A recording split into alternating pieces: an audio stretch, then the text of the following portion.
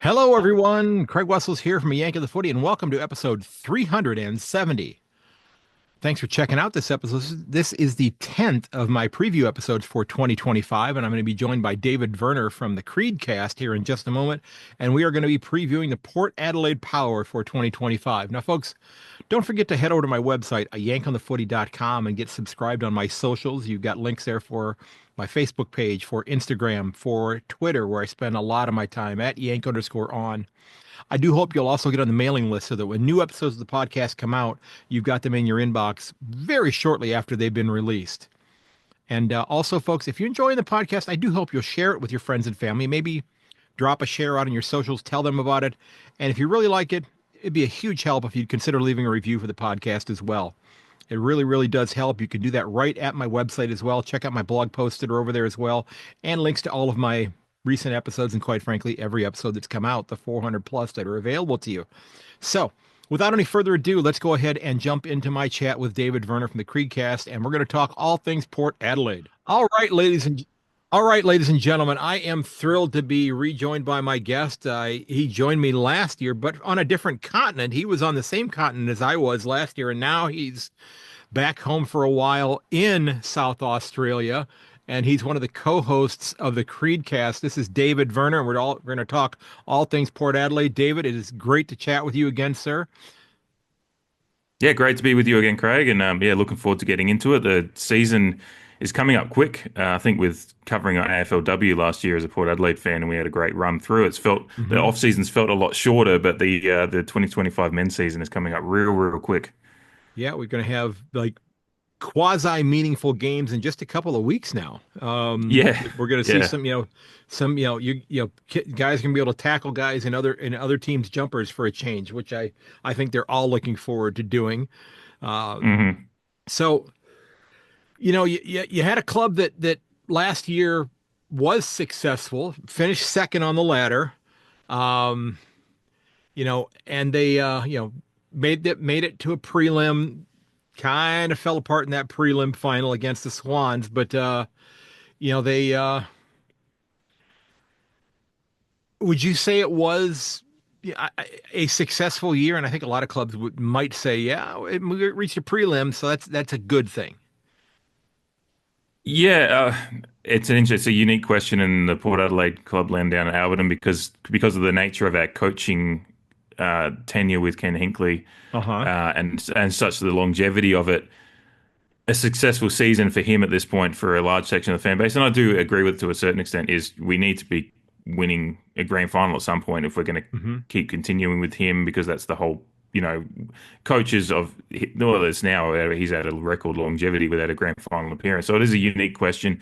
Objectively, it was a successful season. We finished in second with 16 wins, in one of the tightest. I'm just scrolling up my ladder now, but and my other screen is frozen, but it was a 16 wins, I believe, and a game clear of third in what was one of the most tightly contested top four and top eight races in recent memory. So for us to kind of break clear of that little pack of teams and have that regular season or minor round, a little bit of American parlance there, but it was a successful minor round, but then, we go into a home qualifying final and get trounced by the team that I can see all the colours in your background there. And I was jet lagged having just flown back from the US for that one. So I felt Yeah. that one was quite a rough night. But then we bounced back and, have a classic semi final against Hawthorn that came with many storylines, and the AFL is using it now with Gather Round, suddenly a rivalry with Hawthorn. But yeah, we fall apart in the prelim and familiar scenes where we just suddenly don't look the part of a top four, like a team that's contending for a premiership. And it's something we've seen so much in recent times when we've made prelims is that we suddenly look a class apart. And that's the concern for Port Adelaide fans is and why it's not seen as all these seasons are seen as failure when we've had such a longevity of one coach Yeah. and the trends that are there and some I was on the Eddie Corns podcast a few weeks ago and he kind of made the point that sometimes it might be that this list is actually overachieving to get to that point, which I can see that there's some validity in that too, like where exactly our list profile is. But when you getting him so close, you start maybe the list is that close, but there's something that's just not clicking when it gets to that point. So overall, Port fans were probably pretty despondent at the end of last year, despite the fact that we objectively had a reasonably successful season again. He's taken the club to finals 7 out of the 12 seasons that he's been the coach.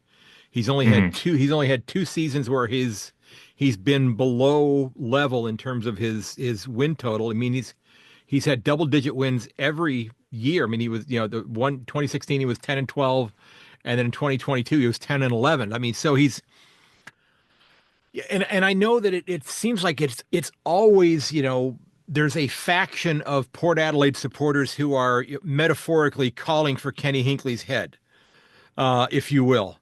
Um, Hmm. but I think that there's a lot of clubs in footy that would maybe say, you know what, we would gladly trade the last 12 years of our record for the 12 years that you have had, and we wouldn't say a peep about it because you've had a lot of success. I mean, it is a conundrum because you look at it and you go, okay, he keeps getting us into finals. He's got us into finals more than half the times that we've been there. And yet we cannot get over that hump, whatever that hump was going to be. And I wasn't even going to bring up the initial game in finals last year. I wasn't even going to mention that one, but I'm kind of glad you did. Uh, I had to. It was part of the story, wasn't it? It was yeah, it was a rough yeah. night. So But I mean, 17 wins each of the last 2 years. 18 wins in 2021, 15. He's 14, 16. 13 wins his first year in 2013. It is it is a bit of a conundrum because when you look at it, he's had a great deal of success, but he just has not reached that pinnacle. And it's Mhm. almost like, if you look at a what, and I'm gonna use an analogy here, but 2022 changed this, but it almost gets to where you could ask, the question then, if the Cats did not win the grand final in 2022 and they don't win in the next subsequent few years following that, is a phenomenal player like Patty Dangerfield, can you consider his career to be successful if he never won a grand final? And I know there are Mhm. lots of, phenomenal players who have never been able to play in a grand final, but they're still phenomenal players. Yeah, I mean we're contending with that right now, and with Travis Boak, and Yeah. but there's no Yeah. port, no Good point. no Port fan, yeah, no Port fan nor uh, opposition fan that understand, has the reasonable mind to understand what Travis Boak has done would say he's not had a successful career. I think that's one thing with it depends on the sport. Like NBA is one of those sports where a great player needs to win a ring to transcend themselves because there's smaller teams on the floor with a starting five. Hmm. When you've got 18 players on a field, there is only so much a team, like one player can affect in that That's true. sense. That's true. You've got to be at the point of, Dustin Martin when he got into a grand final could turn it on its head the way he played, but he had to have the team to get him there, and it took a while in his career Right. Right. for a team to be built to get him there. And the same with Patrick Dangerfield. He had to be part of a team that could get him there, and then he could do what he could do on grand final day. Robert Harvey's another one that never won one. Two Brownlows played in the grand final against Adelaide, and just couldn't quite get over the hump, and was beaten by Port on their way to their 2004 one as well. He's a Yeah. champion player, and no one would Right. consider Right. otherwise. But I think coaches, it's more when it comes to coaches that question, because the coach's role is to, you know, build the team and build the squad, and set them up in a way to play to win, be successful. So that's why I think the coaching question comes more into question with a guy like Ken Hinkley. He will be remembered as a reasonable coach by most objective minds, but a Hmm. great coach gets you to grand finals and gets you competing to That's win a true. grand final. So yeah, and That's he hasn't true. got us there. I'm not one that thinks he's a bad person. You get some nasty stuff that comes out of the discourse when it comes to these discussions. I don't think he's a bad person, and I respect the fact that if he thinks he can still do the job, then I can't, as a human, I can't deny him having that attitude. Whether I still believe he can get us there, that's a different question. But yeah, it's a rock and a hard place, is how my Yeah. co-host described it a few weeks ago. Is because he's done enough to get in those contracts objectively with Yeah. that regular season success you've mentioned. So it is such a unique conundrum we've found ourselves in. But yeah, I don't know if you're going to ask the question, but I think this year, it's grand final or bust for him at this point. It's we can't just as a club and that little bit of toxicity that's just there. And to be fair, those fans have a reason to be frustrated as well. Right, right. It just can't go. I can't go on beyond this year unless we have that success that we ultimately want. At this point, yeah. So yeah, And I, it's a fun place to be as a fan. It's a yeah, weird time. and I should apologize for having a brain fade, and not even factoring Travis Boak into the equation, because that's the Oh name no, I you're should all have that's good. the name I Yeah. that's the name I should have mentioned in this particular episode. But Dangerfield, having won a Brownlow and such, that one kind of popped into my head, Mhm. and I just it's and so that was a little bit of a disservice to Travis Boak for not even thinking to mention him. But I was, he was somebody I was going to bring up. Mhm. Do you think that this is his last rodeo regardless? Do you think this is probably the end of the road for him regardless of what happens? But he keeps himself in such great physical condition and again, for somebody his age. And again, these are all people who are young enough to be my older children. When I keep saying, "Oh, they're old," and I'm thinking, "No, dummy, you're old." But in footy years, Yeah. he's getting up there. Yeah, I mean, I'm Travis Boak's age, so I'm suddenly in that starting to be in that region where all the players are almost younger than me. Yeah, Yeah, he was. It feels like last year there was a bit of time to get him to that 1 year that contract that's got him into this year. There was a bit of time and negotiation. I don't know exactly what happened behind the scenes there, but and it seemed like it was always going to happen, but there was still a little bit of like, is he going to be playing again this year? So we're in that stage now. If he has a good year again, and he puts his hand up and says, I'm fit and want to play, I assume the club will find a way. But it's at that point we're also got a lot of young players coming through. right, The right. roles that we're finding, the roles that we're finding for Boak that he's playing with great aplomb, will just keep starting to get pushed as we've got guys like Josh Sin coming, that's coming through that we hope to kind of take. And we've lost Dan Houston, and Josh Sin is one of those ones that we want to come through and hopefully kind of fill that gap a little bit. But the likes of Bergman, I think was probably best down. We talked about this last year a bit on the podcast. Our defense played better when Bergman was down there, but Bergman might want to play up the field a bit more wing roles. Your Jace Burgoynes, those kind of players might want to push up a little bit once they develop their skills a little bit more. So, and that's where Boak's been, and the midfield is so tight. He's never going to play those full midfield minutes much again. So, and the half forward role didn't really work for him greatly. And we've got players, those smaller, so his role just as an aging player is to mentor. And so I don't know, to answer actually to get wind back to actually answering your question, if he's fit and wants to put his hand up to be a squad player next year, then. But Yeah, I start, if he's not going to be playing week to week, I don't know what's the point of him going around. I don't think he wants to start playing sandful. I think he wants to play top level footy. So his role is going to keep getting squeezed as we go on and keep bringing, because we do have a relatively young list otherwise. yeah, yeah. The average age of our list is one of the younger ones, in a younger third, I think, in the youngest third of the comp. So, he's probably the one that's bumping it up a little bit. Yeah, So yeah. you'll have six players. By the end of the season, you'll have six players who are 30 years or older. Mhm. Boak, Rory Atkins, Lear Lear, Ollie Wines, Willie Rioli, and Darcy Burn Jones, and that's it.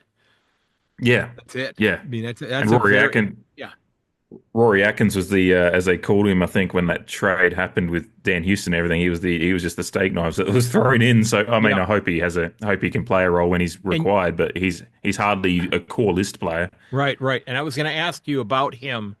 I know it's been 4 years that he's been with Gold Coast, but Mhm. how accepting, and I don't know if there's a precedent for this having happened before, but how accepting is Port Adelaide for a former Crow on their list? It'll be interesting what his commentary is when it comes to Showdown Week. If he says, I'm not too, like, I understand the business of sport, and like a direct Crows to Port or Port to Crows one would be an interesting one, because Yeah, you don't as you think about soccer history, and like Liverpool and Manchester United haven't exchanged players really much in the last 40 years. I remember there was a centre back that Alex Ferguson refused to sell to Liverpool back in 2006, 2007, just because it was Liverpool. So, yeah, it kind of There's been a few though, like Brad Symes was one that was on Port's list and went to the Crows, but he was a kind of like a fringe player at that time. Hmm. So it does happen here and there. Scott Hodges, a great Port forward back in the like for the Magpies, and was one of the Crows' inaugural players, but he didn't really like that experience much because he copped a lot from the Crows fans for being a Port player. And then And he he and played he for was he your was and he on. was your he was your favorite player too. Your first Yes, he favorite was. player. Yes, Yeah. he was. Yeah. Yes. Yeah, good memory. So and he was on Port's inaugural list in when we came in 1997, but just at that point injuries had caught up and he wasn't really. Scott Cummings had a great year that year. Hodges just couldn't find a place in that team. But so there's history of it. He's spent 4 years at the Gold Coast. I don't have much issue with it. I understand it was a business of sports move that is how he ended up in that trade. Yeah. Yeah, it is always a fun little quirk to that rivalry that he was a former Crow and he's now in Port colours. So uh, I will support I'm going to see he's running out of Port Guernsey. I'm going to support him like I would any other. If he runs out There in you the go. field as part of the starting 22, we want him to have success because he's wearing my shirt. Yep. And I have no ill will to him from previous years. I can't remember any major incident. He's a bit of a chatty player, I think, but I don't remember it. Like someone like if Josh Richelli suddenly ended up in a Port Guernsey, that would be an interesting one. I get that. That's the thing is it depends on the player. Taylor Walker as well. Like I have no time for him either. So there's certain players, but they never Now, would well, either. but So they never would. You'd expect. So that's the kind of like you're asking a hypothetical. It's like so unlikely. and I'm But yeah, I'd be interested to see what Rory has to say at Showdown Week, being a player that's existed on both sides. and That'll I'm be the glad interesting thing because he'll be asked that question, I think. I'm glad you brought up Taylor Walker because in a roundabout way it leads me to one of the questions I wanted to ask you Hmm. is and it's I don't know how to delicately ask this, but yeah, Charlie Oh, Dixon just was being rip the Band-Aid off. yeah, Go for it. Charlie Dixon was being phased out quite a bit last year. It was kind of Hmm. looked like a mutual agreement. Charlie, we're going to bring you in from time to time, but this is going to be your last picture show that you're doing here. And Todd Marshall goes out down with an Achilles injury. So my Hmm.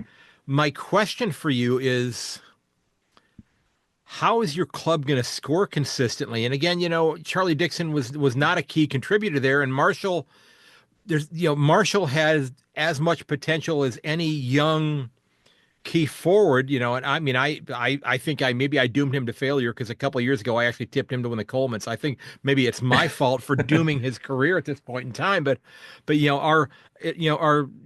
Georgiades, who led your club in goals last year, and Ollie Lord and Jack Lukosius, are they going to be able to produce enough in that forward line to make you go, okay, Todd, get yourself healthy. We'll get you out here next year.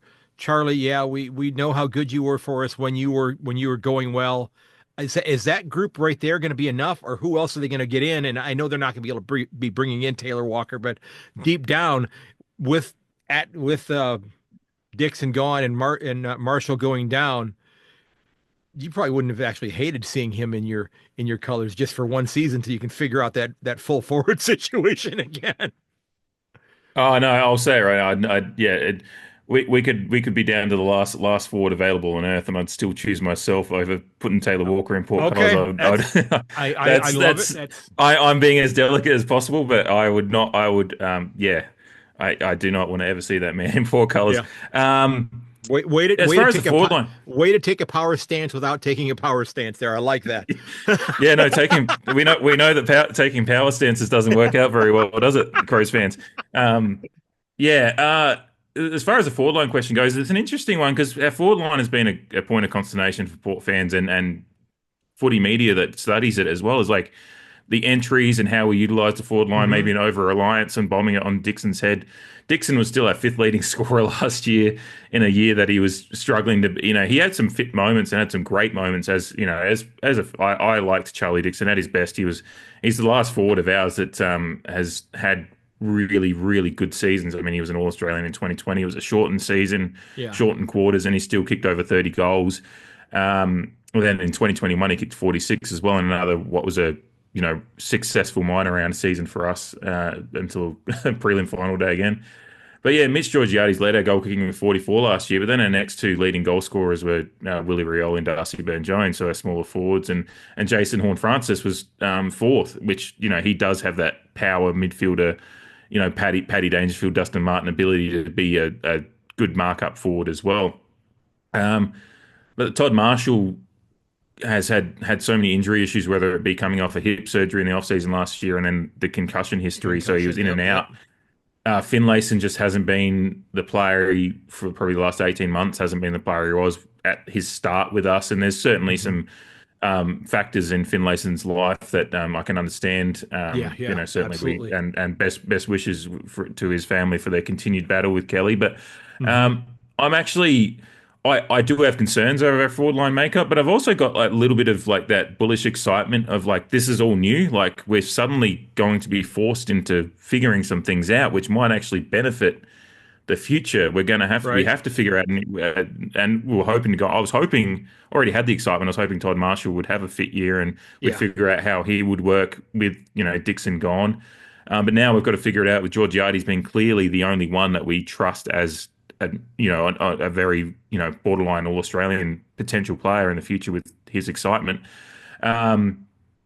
Lukosius is a young player with a lot of raps on him, but also some questions over his. But I think he'll hopefully, like a lot of players that come to where they want to be, he'll be more comfortable, settled. He's he's best mates with Connor Rosie. So hopefully there's some settlement that happens and he can reach that potential that a lot of people believe he has. And then Ollie Lord probably stagnated a bit last year, but the development of tall forwards and tall players is not always linear. It's a little bit up and down as they develop their skills. So hoping for something out of, Ollie can have a little bit more back to some of that raw skill he showed in those first appearances. I'm excited. I have concerns about how we're going to score at a major, and that's probably where some of my tempered expectations for this season overall are, but I'm also excited for the fact that we are being forced into a new phase with our forward line. We have to figure it out because there's suddenly two players that were key pillars in there, not there for this year. One of them never will be there again. Todd Marshall's questions with his concussion history are a concern for me as well. So we do have to find some new ways to score. And, it's one of those things that, it's kind of like real kind of corporate speak, but it's like it's an opportunity to find some things out about ourselves, and I enjoy those things as a fan. It's like when there's some unknown, but there's some potential there. It's a fun thing. It's concerning, but it's fun as well. In some ways, you've presented yourself with a bit of a conundrum here, because you were saying initially that it's pretty much grand final or bust for Kenny Hinkley, and now and we're at this point, it's now like, well, we got to figure out the future. And I don't think Kenny Hinkley wants to figure out the future. I think Kenny Hinkley wants to figure out how to get to a grand final this year to have a job next year. So absolutely. So it is a bit of a conundrum there, because does he take us fans have no idea what to expect. It's just, I have no idea. does he take one for the team and develop, get some younger kids blooded for whoever the next senior coach is, because some people may take a bit of a myopic look at it and go, well, look at how poorly they played this year. They didn't, they didn't make finals, or they finished 8th or whatever. And then Kenny's going, did you see who I was having to play? I mean, we're developing this for next year. And then they go, so it's going to be a tightrope walk for him, I think, to see what happens here, and he could fall either direction. He could fall into the grand final, or he could fall into where he has to start blooding some young kids and figure out what is 25, 26, 27 going to look like 28. And, then you start factoring in a whole new club coming in and going, ooh, I'd like to take that player from this team and this player from this team and that player over here. And then you got, and then the talent pool in the draft is also somewhat depleted, because they're going to get, assistants to help establish their list initially as well. So, I mean, it's, in a way, it's almost like it has to be a win now kind of thing, because, 2028 for sure is completely an unknown. Well, I guess maybe win within the next 3 years, 25, 6, 7 is, kind of, try to get yourself a flag then, because you don't know what you're going to have left on your list, after it gets raided Yeah. by the Devils in a couple of years. So it's gonna be really interesting to see what happens with that. But yeah, Hmm. that's the one thing that I've really been concerned about is are they going to be, you got some great small forwards. Willie Rioli is phenomenal to watch. You're getting Sam Powell Pepper back at some point this season as well, and another one, another bull in a china shop kind of player that is just, Yeah. he's like getting a whole new guy onto your list this year because you really didn't have him for much of it. Like didn't he go out in the first week last year? So he was suspended for a couple of weeks because of the preseason showdown. Yeah, He had a hip and shoulder in that one that went awry, yeah. and then he played a couple of games and then went out with the ACL. So it was he missed games through suspension and then an ACL injury. I was down at open training a couple of weeks ago and he was running around with the main group, Hmm. no strapping on his knee, so he must be coming. He still was not. They weren't subjecting him to the harshest of tackles. I think, but he had the pink cap on or whatever. But he was training with the main group and working with the main group more or less, Okay. Okay. and looked happy and fit and just happy to be back out there. So yeah, Powell Pepper will be fit. It seems. The other one that's come up in as preseason's gone on is Joe Berry, our first draftee, is exciting people as well. So there's a draftee coming through. We brought in Joe Richards we brought in two Joes as small forward options in the offseason through both trades and drafting. So, but Joe Berry, which is Robbie Gray, really keyed in on him in the recruitment process and the drafting. He's exciting people in preseason, so he might, find himself into the squad early in the year. So, as well as, obviously you just mentioned some of the small forward talent we have, and Willie Rioli is one I really, really love. He seems to be, he played some of his best footy I've seen out of him last year, and if he hadn't been injured, he got injured for 5 or 6 weeks, still ended up our second leading goal scorer. He might have hit 40 goals plus last year if he hadn't Yeah. gotten injured. So if Willie can have a fit year, he'll be big. And so there is some exciting options there, as well as some exciting options we haven't seen in portcolours yet, but are exciting people in preseason with, Joe Berry coming through. Yeah. And is there any, I know he kind of entrenched himself, and I'll be honest with you, I know that last year during the 2023 trade period, there was, a lot of, the Cats faced a lot of consternation when Sava Radaglia was trying to make the move to Port Adelaide. And the Cats, Hmm. kind of dug in their heels a little bit and they wanted, I think it was pick 66. So like, we want pick 66 or the deal's not going to happen. We want pick six. And people are like, seriously, what the hell are you going to do with pick 66? Turned out to be Lawson Humphreys, who I they was, who they yeah. brought in like round 15 or 16, and he never left the ground. So Hmm. it's you know Radaglia had I think a really solid year in defense, but that's a I don't know if there are any other young defenders that they could maybe slide into there, and that's somebody who had a little bit of experience. They dabbled with him in the forward line when he was in Geelong. I mean, that's somebody that maybe, although and I talked to somebody the other day that talked about his kicking being a little subpar. Uh, Hmm.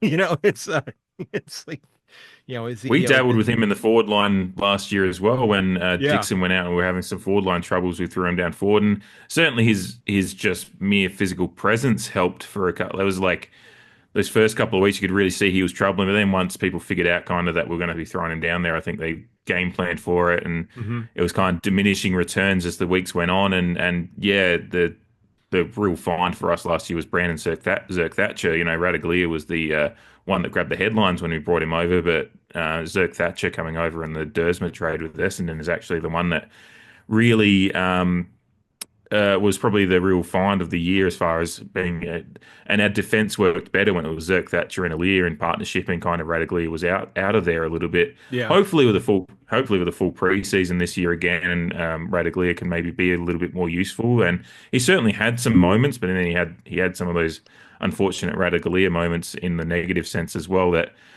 soured kind of. I like him I like his intent. He was our number one percenters player for last year.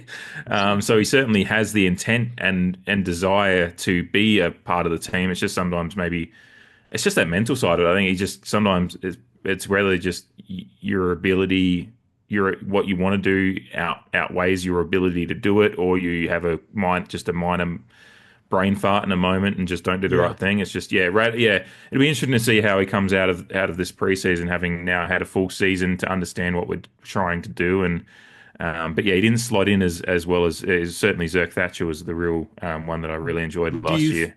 do you think Yeah. he's and a lot of people think that he's maybe too tentative. Yeah, because I mean, he's 108 kilos. I mean, that's Mm. he's a massive human being. That in theory, if he was throwing his weight around, he could be.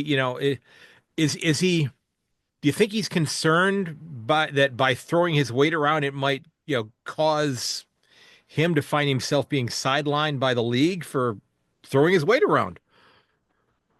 Yeah, I don't know because he threw his radar around. There was some friendly fire incidents, if I'm Yeah, remembering correctly, with Radaglia last year. Nothing serious, but he did occasionally kind of crash into a pack and hurt his teammates more than he would affect the contest.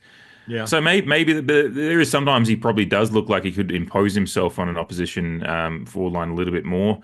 I mean, that's the problem. If he's worried about, I don't think he is worried about a suspension from the league. I think players do need to be conscious of those things, but I don't think he's worried about it because, I mean, he ended up getting taken out of the side at one point. So it's either if you don't do what your given abilities can do, then you're gonna end up being sidelined anyway. If good you point. Good look like point. you're not. So.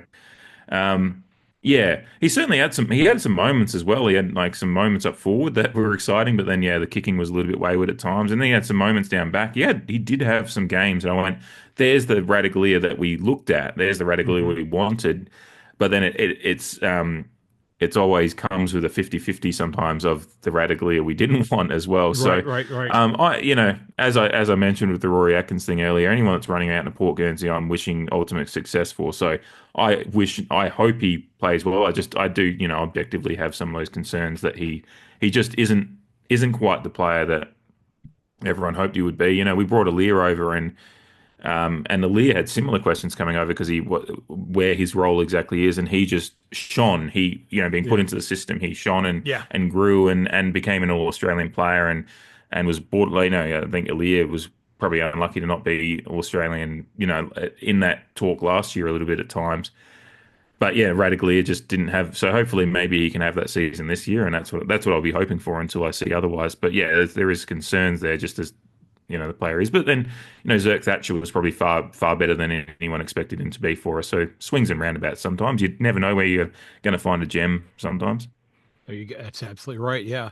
So you've talked an awful lot about what a successful year is going to look like for the club already. And by the way, you've already answered two of the trivia questions that I didn't even get to ask you. So you've already Oh, you've already jeez. you've already knocked Okay. out two of them. So I've just been deleting You them probably from the get. list.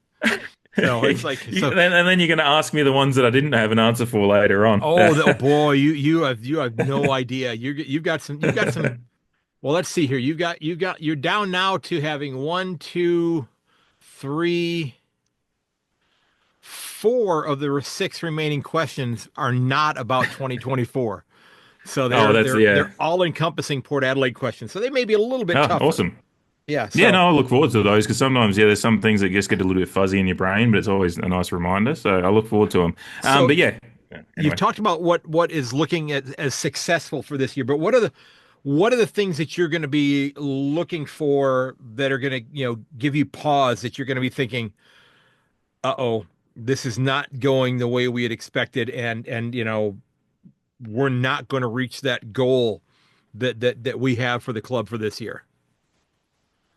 Oh, yeah, that's a good question because it's quite varied in the different areas of the field that it could be a problem. I mean, the biggest issue that everyone else is talking about as well, and certainly Port fans are curious about, is how we're going to replace that run and carry from defense that Dan Hmm. Houston, and not just the run and carry, because the run and carry aspect of it, there's some players that have that. It's the disposal efficiency and just that magical ability that Dan Houston had to put a ball on a dime, whether it be coming out of defensive 50 or going inside offensive 50.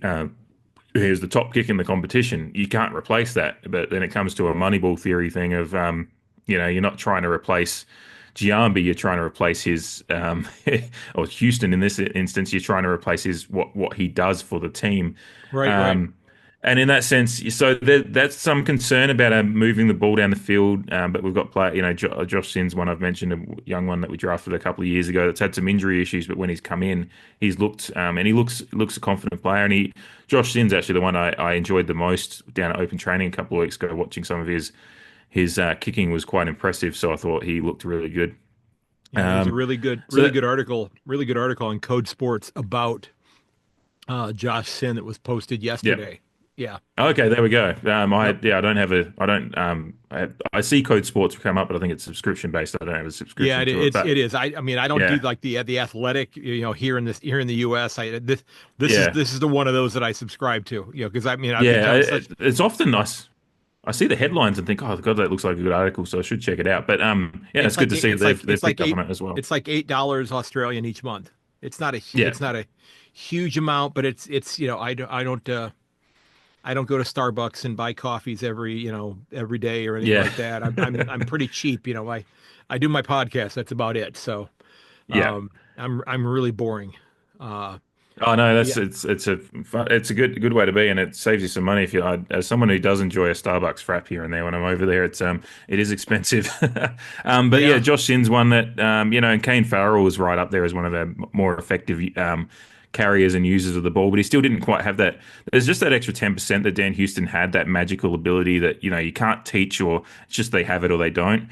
Farrell has a decent, has got a little bit of ability, but it'll be interesting to see how we change that dynamic because Farrell was kind of, Dan Houston was the leader back there as far as that kind of ability. So now we have to change the way that dynamic works. Um, I guess the biggest point we already talked about it. Probably the biggest point of pause is how we're going to score if we keep trying. If we go back to the well of what we've been trying to do over the last few years, because I just don't right. think our scoring has been great or consistently. You see the other best teams in the competition often find a consistent way to find their leading forward and have them have a real tangible impact on the game. And we kind of maybe Georgiades took over as the year went on as that leading forward. So it'd be interesting to see how if he does, but. Finding that consistent route to goal that also is complemented by others was felt up and down last year a little bit. So that would be my biggest point of pause. The midfield is the one area of the field I feel pretty comfortable with. It'll just be injuries that come down to that. But Horn Francis is developing in a trajectory that I'm very very comfortable with. Rosie That's and what I, Butters are that was clear my clear next all question. they're literal all Australians as well. So. Willem Drew, great player. Ollie Wines has had a good year and coming off a fit preseason, which is important for Ollie Wines as well. So don't have much concerns there, but it's really the moving the ball. Yeah, the just ball movement would probably be just to give you a short answer is that's my biggest kind of concern about just the general style of play because it's so predicated on, and I think we can get past it. I don't think the loss of Dan Houston is that tragic as far as I mean I would have loved to have kept him, but things happen in sports. That's what happens. Right, right. If they're going, you got to figure it out. Um, but yeah, just ball movement at times, even with Dan Houston, was an issue at times. So yeah, the transition from defense, and then probably the other thing, just a short note. I've thought the last few years our defense is the real house of cards. Like if Ilya gets injured, then it's we're done. Like there's a house of cards aspect to, and that probably goes for a fair few teams around the competition, Well, mate. yeah, Like if you ask any fan, but it just feels like Ilya does so much down there. Whether he, like they kind of try to have him be that intercept player a little bit. And Zerk Thatcher certainly played well down there, and Bergman I think can play well down there as well. But what Ilya does is just quite magical down there, and yeah, and you that's couldn't. it's probably been that's been my answer the last couple of years as far as when people ask that question. Sometimes I get down, I'm just like if Ilya gets injured, then we're done. Yeah, Yeah, because that would be the you may not have a replacement for a Lear because if you had a replacement for a Lear, he would probably be out there already playing yeah alongside of him. So it's not yeah. like Well, you're gonna not pull. like you're keeping one of them in cotton wool going, well, we're just going to hold this guy off just in case this guy gets hurt.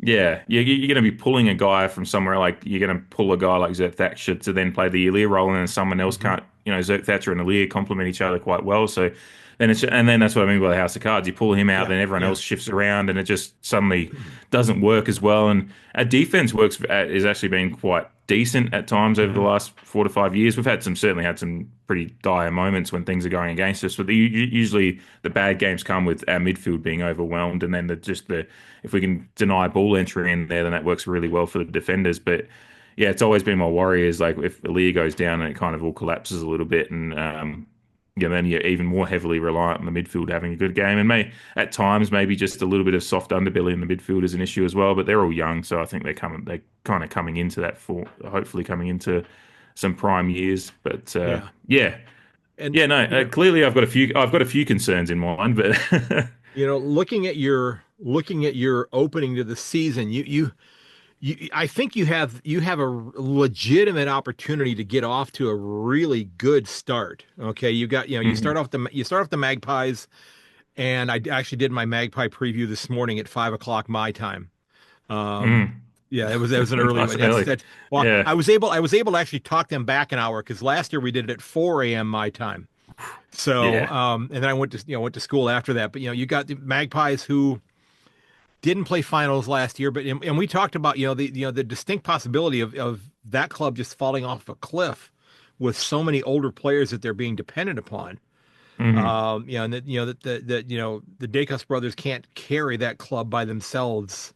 And we brought up the same issue of who are the talls they're going to score for that club. Brody Myachek is about the only option they have still. Jamie Elliott is hmm certainly not a tall, but um, then you've got the Tigers and the Bombers and the Saints, and I think we can probably say none of those three sides are likely to be playing finals this year. Um, yeah. and then you've got the Hawks in the fifth week of this fifth game of the season. So you theoretically, I could see you guys going at least 3-2, if not even 5-0. Um, Mhm. out of those first five games, if your forward scoring comes around and does what you hope they can do. Yeah, I'm probably a little bit, I'm a bit tempered. I think I don't have much confidence going to the G against the Magpies. It is a good point to bring up as far as the future of the Collingwood Football Club goes, is like once they lose your Pendleburys and Sidebottoms and whatnot, Yeah, and some of those other older players, like how much development is coming through to complement the clear. I mean, Nick Dacos is a generational talent, so he's going to be fine for years. But how right, much right. underbelly is coming under him? But we've been so terrible against the Magpies at the G the last couple of years, apart from one quarter last year where we looked like we could win a premiership and then we fell apart. And it's a fright, that game will tell me a lot, even if we lose it in a close one. I said on the Hmm. podcast a couple of weeks ago, if we're competitive in that one, I'll start feeling actually a bit better about it. If we just play, we just need to play better than we have the last couple of years over there against them. Yeah, I've looked at Essendon, Richmond. Richmond's our first home game, then Essendon, St Kilda, and then the Hawks and Gatherround. Hawks and Gatherround's going to be a real, be a bit of a line in the sand game as far as where we've played a month of footy and then see where we're at Yeah, against a yeah. team with similar Hawthorn is that young and up and coming team that I reckon I can't remember, it was you and I that talked about them as possibly breaking in like a year or We so we ago, and I know I considered them putting them in the eight yeah. last year, but then they had a couple of injuries in the defensive structure, and I was like, nah, I just can't do it. And then they turned out Mhm. they laid an egg the first 5 weeks of the season, and then they just nobody wanted to play them after that. I mean Yeah, that yeah, was a yeah. hellacious turnaround for them. I mean, it was an awesome turnaround for them. hmm Um, but I But yeah, I yeah. and I did want to ask you before we get to the handful of trivia questions here to wrap Mhm. things up. But what is your bold prediction for the club and for the competition as a whole? What are those things that you want to say that people are gonna kind of go, huh, really?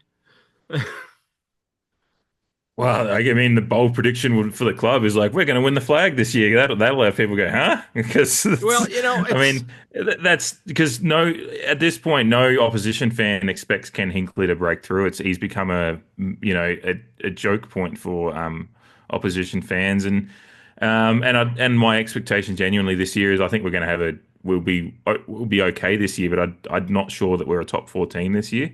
yeah. Um, So bold prediction would be, finish top and actually make probably even just make a grand final would be a pretty bold prediction for the Port Adelaide Football Club. And it's not that I want to be negative about it. I think we're in an okay place as a club, like overall. Whether it be the club, their situation, having expanded Alberton and having the women's team down there, all that stuff. Like there's a lot of good things happening at the club. Just the on-field performance of the men's team, I'm unsure of this year. So bold prediction, probably them make the grand final and. For the competition as a whole, that's a real interesting one. Like Hawthorn was my bold pick a year or so ago, and now that one's gone because now everyone expects them to do good. I would Yeah. have maybe Kangaroos is one that interests me, but then they've lost Wardlaw for a period of time, Hmm. so and he's one of Hmm. their big ones. So I'm probably tempered on that. I hate to say it, but at some point the Crows need to actually make a run. Like they've Yeah. been telling us for years, and I think this is a big year for Matty Nix across town. So, and being Yeah. that they're just the ones that obviously being in South Australia, you hear a lot about them as well as your own club. Um, yeah, I mean I hate saying it, but they probably should push, and if they want to keep telling the world that their rebuild's going okay, and they have brought in some decent players, nothing world beating, but some players that will complement the good stuff they've got. Yeah, the Crows probably sneak into the eight this year is probably another maybe it's not that bold of a call because some people probably expect that they should be at some point, but um, yeah, I think the Kangaroos might have a start finally having some better times, but I think the Wardlaw injury kind of just tempered my expectations there a little bit. So yeah, hate to say it, but the Crows maybe sneaking into the eight might be the other bold call. Yeah. And actually, Yeah. and I actually being a tough team for some teams to the play. the Kangaroos one is one I've been seriously considering. Getting Mm. getting out in front of that one. I just have thought, they've brought in so much young talent and they've actually been able to hang on to it for more than 1 year now. Hmm. Uh, Yeah. and and Anyone else want to come to Port? We'll park an MG.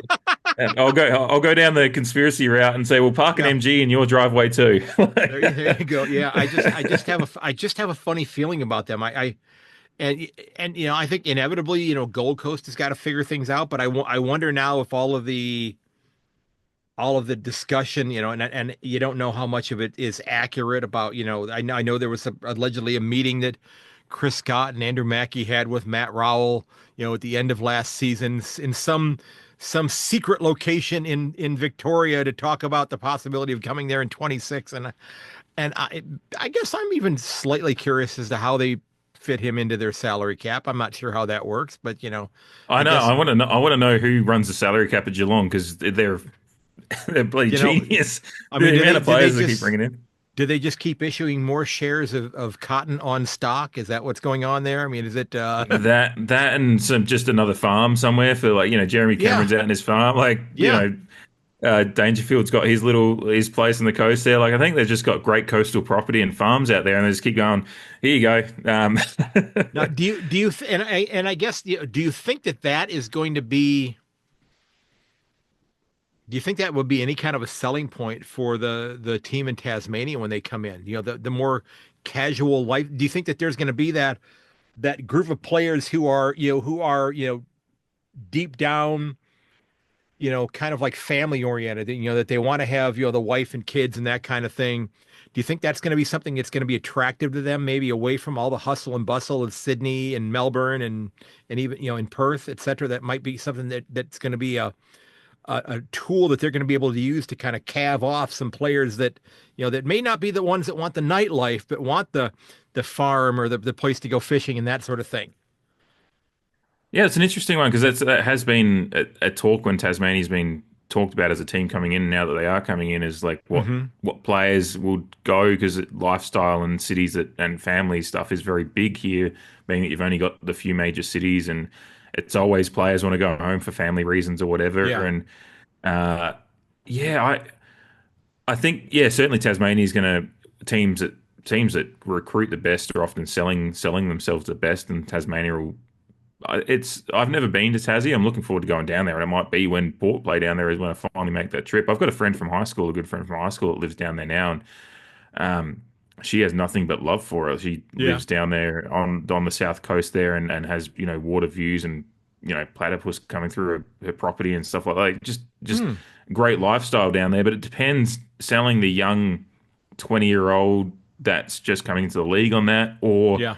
selling the 25, 26-year-old that's got a wife that loves Melbourne or Sydney, or even, at all, trying to take someone away to somewhere that they don't really know is always difficult. So, um, yeah, they're going to have to sell the lifestyle, and I don't know if that'll help the family. Like, there's going to be certain players, certainly, but overall, I don't think there'll be too many that'll be Yeah. purely sold on the lifestyle, because you can have a decent like Adelaide, is a smaller city than Melbourne and stuff, but it still has Right. the Right. hustle and bustle. Well, then if you want to, Charlie Dixon, although now retired, bought property up in the hills and gave himself a bit of that lifestyle while he was still playing. Hmm. So you can kind of have that. Maybe Sydney's a bit of a stretch, but then, yeah, I just don't think. I think they're going to have to sell the program first and foremost, and then Okay. you can sell Okay. the other things afterwards. Which, it's, yeah. Again, Tassie's meant to be a beautiful place and have lots of great. Once you get down there, I think you'd enjoy it. But selling a player on all that will be interesting, because there's all of the major cities in Australia have some great things to sell. Right. Right. So yeah, like whether it be Brisbane, Sydney, Melbourne, Adelaide, or Perth, they've all Yeah. got some pretty strong points, being they're all, pretty good cities with their own cultural ebbs and flows. So yeah, you're going to have to have the program be pretty good first. I mean, Gold Coast is a bloody beautiful place to go. Yeah. Objectively, one of the best places you could live, whether you're young or family oriented. You got theme parks, some of the best beaches in the world, and they can't keep older players. So, Well, that's um, that's yeah. that's a fair point. That's a very fair point. That's true. Yeah. And yeah, you said, yeah, you mentioned when you were talking about how, yeah, that you have players going to some place that they're not familiar with, whether they're going to want to stay, and Horn Francis popped right back into my head again as soon as you said that. Yeah. It's like it keeps coming Uh, back to him again and again and again. So, um, and I love Jason Horne-Francis. yeah. So what is the headline in the advertiser at the end of the year? Once Port has played their final game of the year, whatever round that happens to be, what's the headline in the paper say about the club or some aspect of the club? uh, I think objectively it'll either be Ken has already immediately announced that he's hanging it up, and it'll Okay. be something nice about Ken's time, like the paper will, if he does immediately announce after his final game and it's another loss that he's done himself, then it'll be something kind. But if he hasn't, then it'll be some headline that just says it's time, like simple bold lettering, that big headline, Hmm. and it'll be an opinion piece, or something from one of the local journalists saying like after yet another finals fade out, or even worse, if it's after the minor round and we're already done, it might be a little bit more scathing. But I think it'll be something along the lines of it's time, if he Okay. hasn't quite hung it up, and if he does just immediately announce he's done once our final game, and it being a loss in the year, yeah, it'd be something along those lines that just it's we're due for a change. Well, And and then I it's think I said to you last time you asked me this question, if it is the unlikely scenario of a grand final win, it'll just be yes, we can. yeah. Yeah, I mean, and But yeah, you the look at expected one, his yeah. his record. He's won 60% of his games. hmm A So very good you look at record that in and you that time.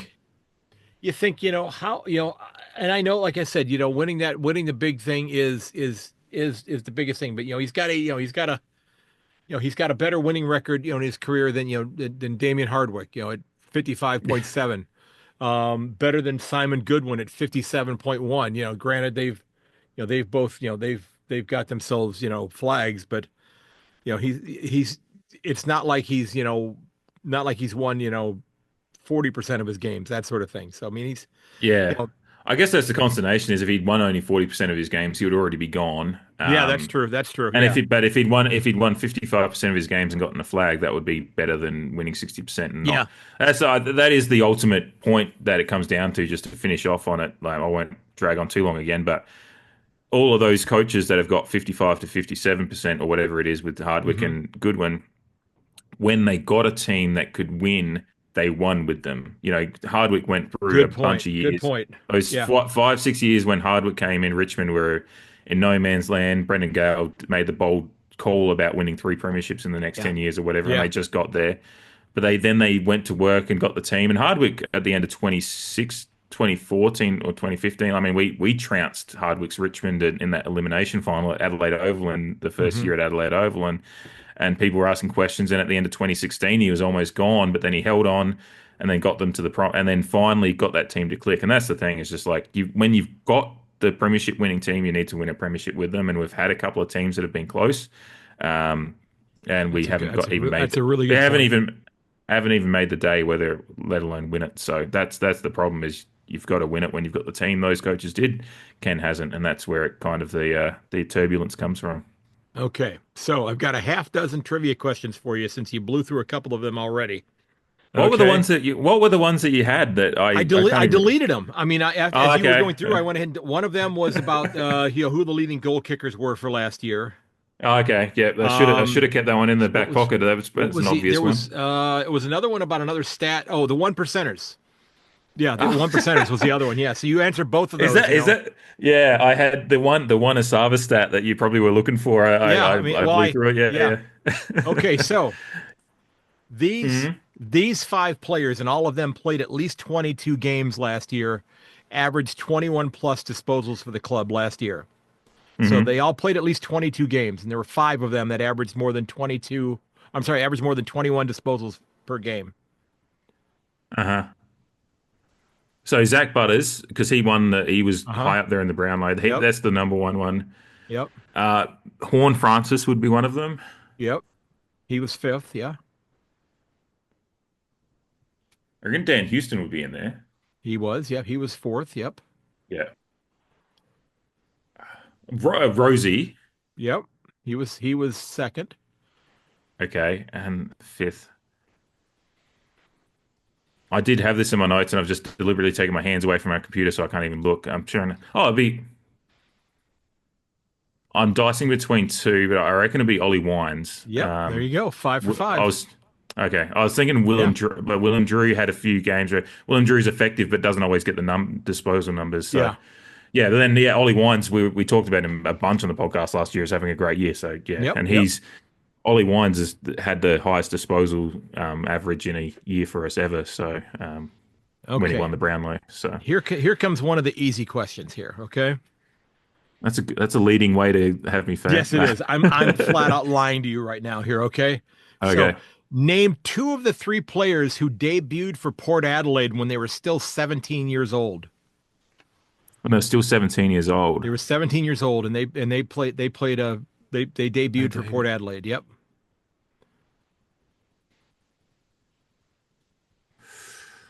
They're still 17. It's probably what.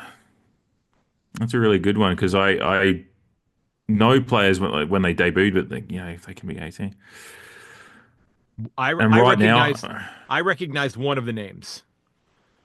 you only recognize one of them. Okay. Yeah, Hmm. the other two I was not familiar with the names. One of them I know exactly who they were.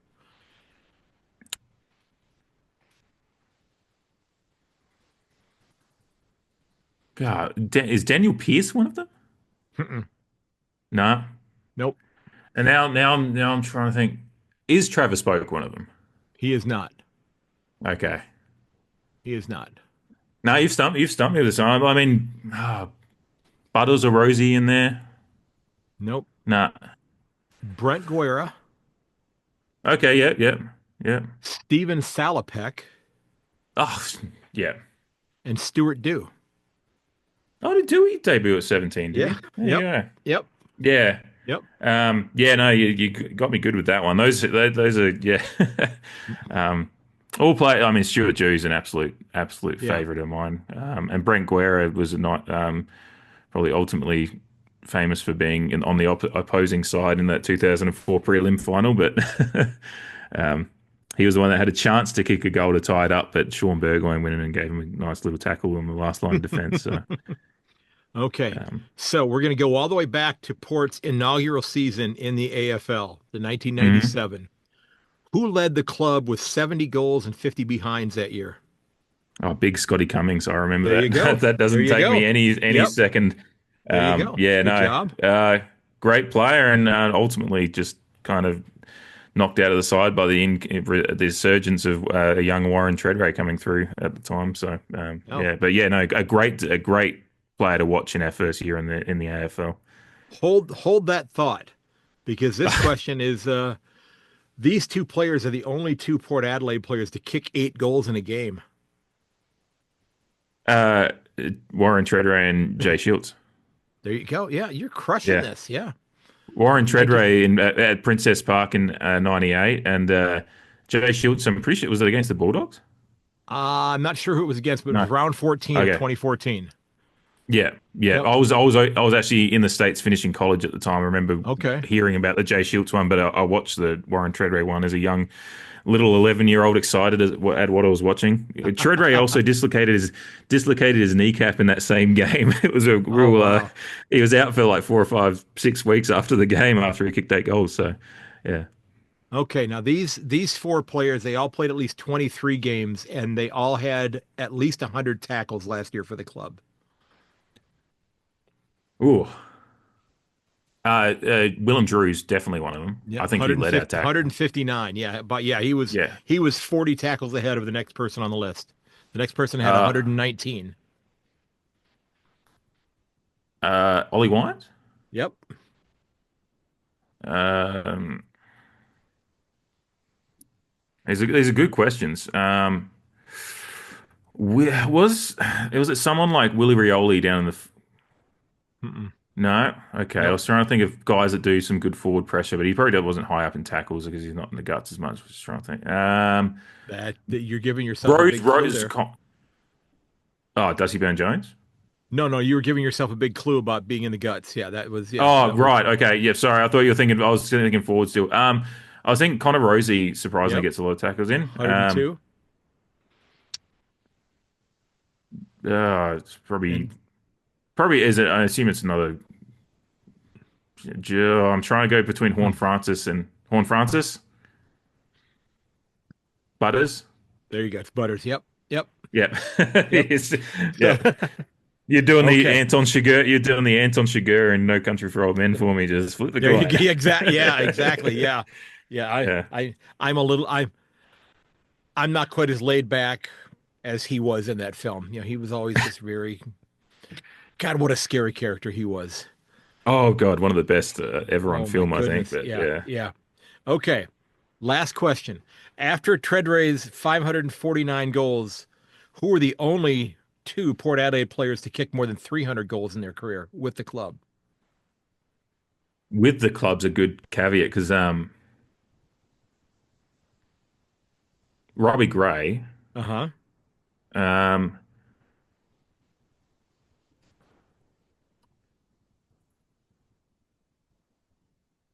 I think it is Stuart Dew. No, he didn't kick. He had a leading goal kicker season, but he didn't kick enough. I want to say Dixon kicked 300, but I don't know if they were with the club.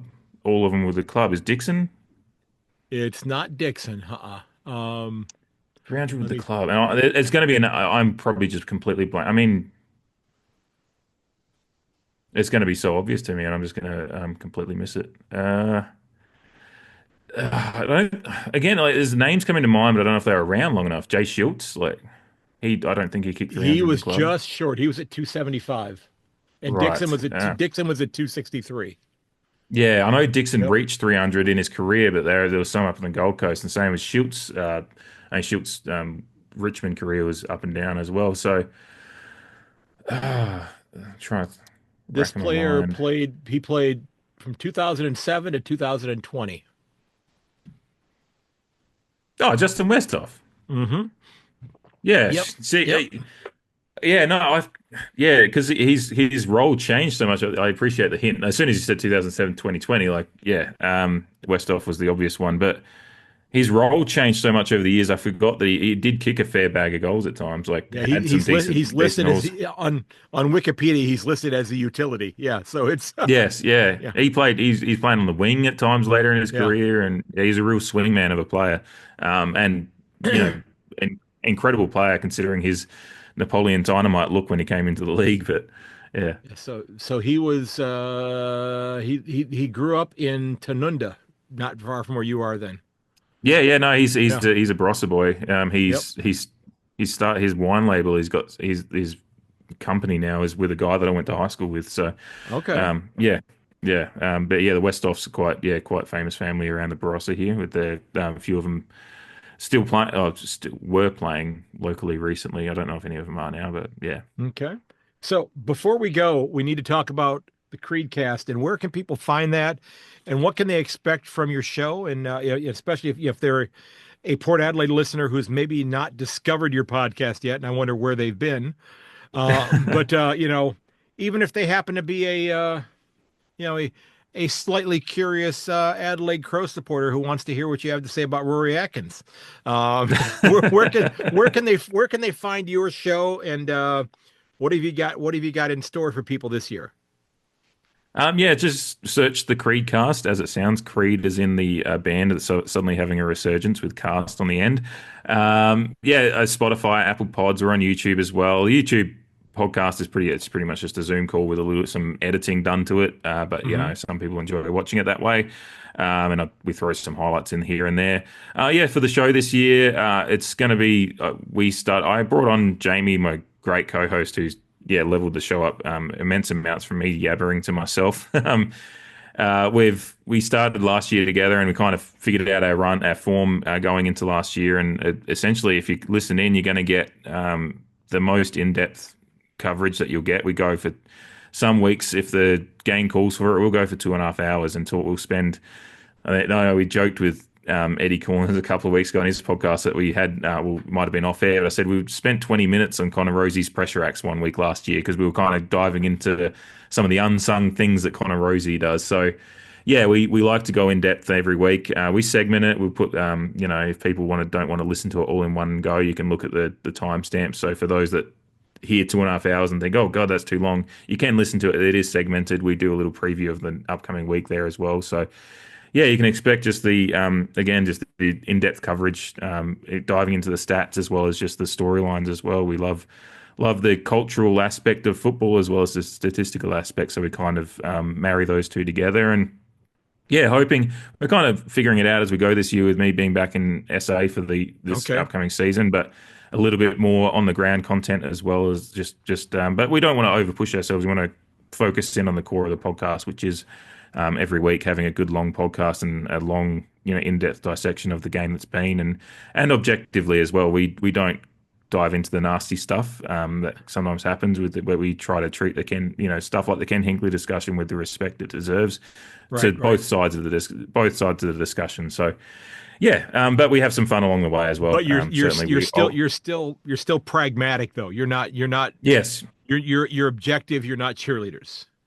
Yes, exactly. Yeah, Okay. yeah. We Okay. absolutely Yeah. yeah. When it came, for example, some of those losses last year, there was no excuses for, and Yeah. we'll say that. Unlike But then unlike if the someone, Go yeah, ahead. it's just like if someone says, some people they get on there and say, "Oh, Hinkley's a fraud." We're like, well, he's not that either. He's a decent coach. He's just maybe Yeah. not the great coach we need. We try to marry that discussion and kind of just treat the human with respect, but also, criticize the job that he's doing.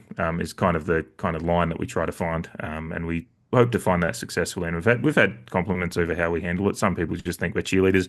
As soon as we say that as soon as we say, "Oh, Ken Hinkley's a human being," some people go, "Oh, you love him too much," and it's just like, no, we're just trying to be kind to the man while criticizing the job that he's doing. You can Yeah, do that. you can There is be a gray yeah. area to those things. Yeah, Yeah, as what we had spoken about off air about yeah. my position, Hmm.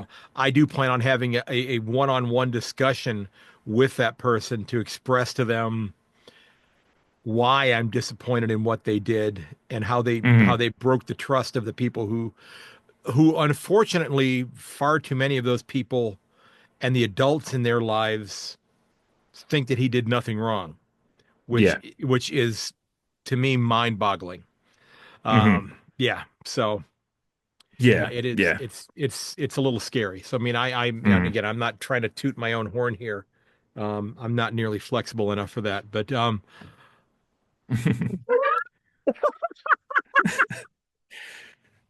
Yeah. uh, where did the hell did that come Good. from? I've got to Took me a edit that second. thing right out of there. Probably not. My mom Um, listens to this.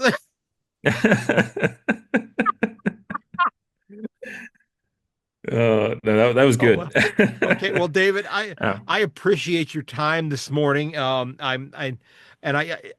glad to figure out that you were in the Adelaide area because you had me befuddled, because I surely thought you were in Los Angeles and I thought 3 o'clock in the afternoon to sit down and chat was a really strange time to do it. But I know it's rolling up ah, on 11. It's rolling up on 11 o'clock in the morning there, if I'm not mistaken. yeah, So 11:01 on my clock right now. So yeah, yeah, I'm gonna yeah. head down and do some run to the post office, do a few errands. But yeah, no, great to chat with you, and yeah, no, I really appreciate you having me on, and And, yeah, and yeah, it's a always I good to talk. wish I wish your family the best, and I know it's gonna be tough with the long distance stuff going on for the in the near future. But I wish you all the best that you're able to shorten those distances in whatever way you can. I wish your parents the best, and with what you're doing with them with everything that they've got going on as well. And I mean, it's a very noble thing for you to make the commitment to go help out with what you're doing right there because it couldn't have been a couldn't have been an easy decision to make. But I applaud you for that. Yeah, yeah. No, it's one of those things that when you're, as I said to you off air, when you're in a anyone, and I know there could be some people listening. They're in a similar situation. When you marry international, you end up in a unique life where you bounce around the planet, and it becomes normal. People go, oh, geez, you'd spend some time here and there, and I'm like, that's just normal for me now. Like Yeah. it is. There's a cost. There's a significant cost to it, but you kind of just start. That becomes normal to you too, as well as finding a way to pay for that cost. Yeah. So yeah, yeah, get some fun experiences out of it as There well. you So. go. Well, ladies and Yeah. gents, my guest has been David Verner from the CreedCast. And David, thanks again for your time. And I wish Port Adelaide the best this year, except when they're playing the Cats, of course. And I haven't even looked officially to see when they're playing them, but I haven't actually looked at that either, but yeah, is hopefully not in a qualifying final again. ah, it is not until round 10 at the Adelaide Oval, and then round 21 back in Geelong. So, No, we and get a get a I was actually get a home and home. Yeah. I was actually going to be at that game this year because with my wife's illness, I was going to be Hmm. there between rounds 19 and 22 this year. That was when I Yeah. was coming, and I was going to get to see the Cats play at home 3 times, and then go see them play the Roos up at Marvel. But I'm pushing it Hmm. back a year because I was going to be at that Port Adelaide game. Yeah. So Oh, that would have been a good one if you'd been over there. I might have made the trek over there for yeah, but yeah. Good luck with everything on your end as well, and yeah, hopefully see thanks. you over here. Hopefully see you over here real soon as well for a few I, games. I hope so. I'm thinking that got to get her healthy, Hmm. get Most everything important thing is resolved family. there, That was it. Yeah. and then I've kind of joked. I said, maybe after I retire, I've been teaching for be 30 almost 35 years at that point in time. Maybe I'll just come over and teach for a year in Australia Yeah, yeah. It's a after I great. retire. Sock away some extra money, and and I've been joking and sort of half joking that I'd kind of like to make that drive around the M1, just go all the way around the Hmm. country, Yeah, and yeah, just to see everything, and then maybe take the train back down through the middle of the country after I finish up a trip. yeah. Began. Yeah, yeah, just to see, Yeah. what I Oh, can see. Yeah, there's so much to see over here. So yeah, no, yeah, yeah. anything. Yeah, the world is your oyster, as we say. So yeah, There you um, go. Well, some pretty good oysters over here too. not I've never had I've never had oysters. I like clams. I've never had Okay, oysters. I yeah, mean, oysters remind me a little too much of having a head cold. Um, right, yeah. Just it's just going in. Yeah. I used to be like that, but yeah, I've found a loving for like as long as they're good oysters, then yeah, I mhm, can suck a few back with just squeezing a little bit of lemon juice on there or whatever, and a touch of salt, yeah, and away you there go. you go. Anyway, that's not football at all. Well, No, it's there's good not. oysters It's over not. Were here. we talking oysters or tequila? Uh, Yeah, I'll do both. there you go. Both with salt and lime. Yeah, There you go. There you go. Well, yeah. David, have a great day, sir, and I wish you all the best, sir. Yeah, cheers, mate. Thank you. Cheers. You bet. All right, David. Hey, I appreciate you taking time out of your day to sit down and chat. This was a lot of fun. I think Port Adelaide is a very intriguing club this year. Going to see how things go in terms of whether or not they can score the requisite number of points to be successful. A lot of changes up on that forward line, but there's a lot of talent up there as well. Now, folks, remember, as I'd mentioned at the outset, you can find everything about the podcast over at my website, ayankonthefooty.com. I do hope you'll head over there and check it out. I do hope you'll subscribe. And if you really enjoy the show, it would be a huge help if you'd leave a review and share this episode with your friends and family, and check out some of the other ones as well. It's a huge help. I'm putting a lot of time into these, so you have all 18 clubs to get previews for, and absolutely talking to some wonderful, wonderful guests who are passionate about their particular club. So I do hope you'll head over and do that. Also, ladies and gents, if you need to talk to somebody, please reach out. Let them know if you're okay. Find out if your friends are okay. Don't hesitate to get out and get that nice hot cup of coffee. I know it's a little warm in Australia right now, but maybe an iced coffee would be great. But please, please, if you need to speak to somebody, don't hesitate to reach out. The world's a much better place with you in it. And those numbers for Australia and the United States are in every set of show notes for this podcast. So if you do need to speak to somebody, they're there. Please check out those numbers and call somebody if you need to do so. And ladies and gentlemen, I do hope you'll consider leaving a review and subscribing. And if you want to help out the podcast, you can certainly click on that Buy Me a Coffee button or my Redbubble store page as well. And as always, may your dribble kick never hit the post. I will catch you later. And this has been episode 370, my Port Adelaide Power Preview for 2025. Remember, you can reach me at Yank_on X or Twitter. Give me a follow over there. And also, if you need to reach me by email, you can do that at ayankonthefooty@gmail.com as well. I'd love to hear from you. If you've got a great idea for a guest for a podcast episode, I love telling people stories about this wonderful game and just being able to find out why they're passionate about their club, why they have great memories of this, because not everybody gets the outlet to be able to share their stories about the game, whether it be at the highest level all the way down to local footy, which I love being able to promote local footy as well. So, folks, if you feel like you've got a great story to tell, reach out to me over on my website and drop me a note there, or reach out at ayankonthefooty@gmail.com. And until next time, everybody, cheers and goodbye.